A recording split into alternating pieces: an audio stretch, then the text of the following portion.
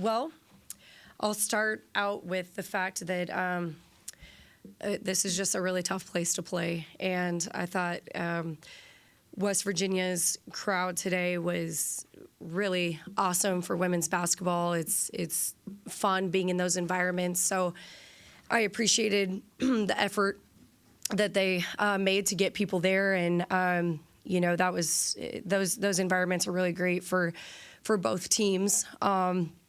West Virginia is a dang good basketball team, and I think they're a team that's really, really good at home. I told our team that we needed to just be prepared to basically spot them 10 points because I think that they're that much better at home, and they certainly started the game like that defensively.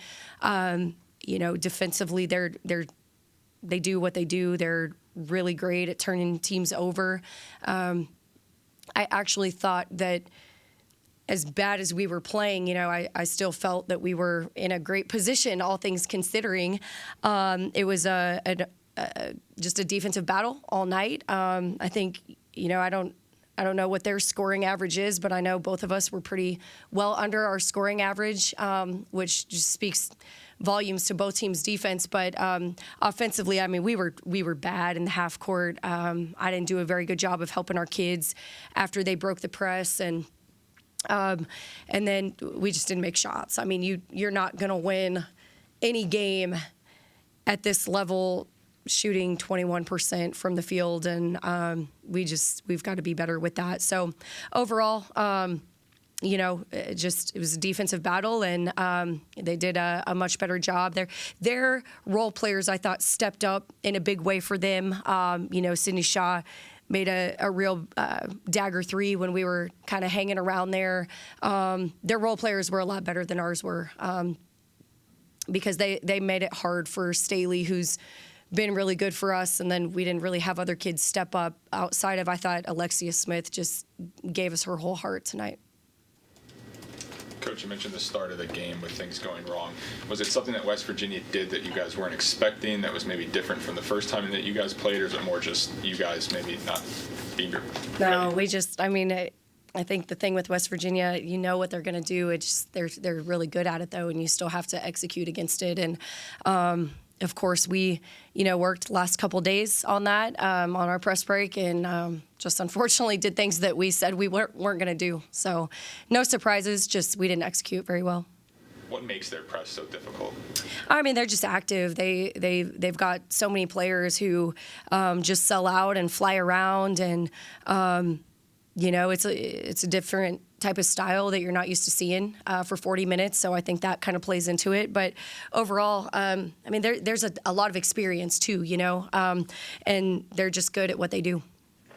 West Virginia obviously usually wins the points off turnovers better and all those things, but tonight it was right there, one versus the other.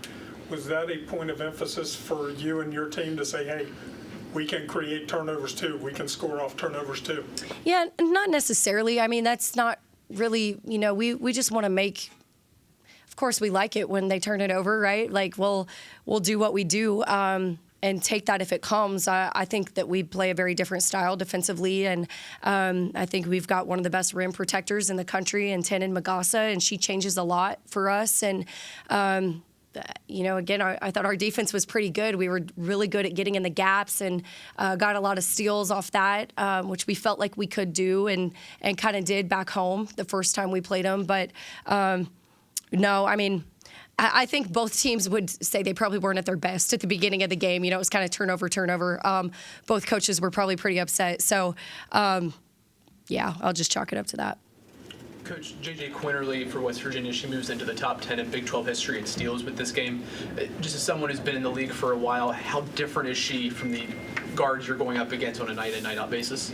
She's a pro. She's one of the best in the conference, and I remember my first year here, playing against her for the first time as a sophomore, just thinking, my goodness, this kid is special, and she is. She's one of the best guards in the country, and she's no fun to play against. And she makes things happen on both ends of the floor, and that's unique because I think a lot of players in conference or across the board. Just they're really good maybe on one end of the floor, but not on both. And I think that's a separator for her.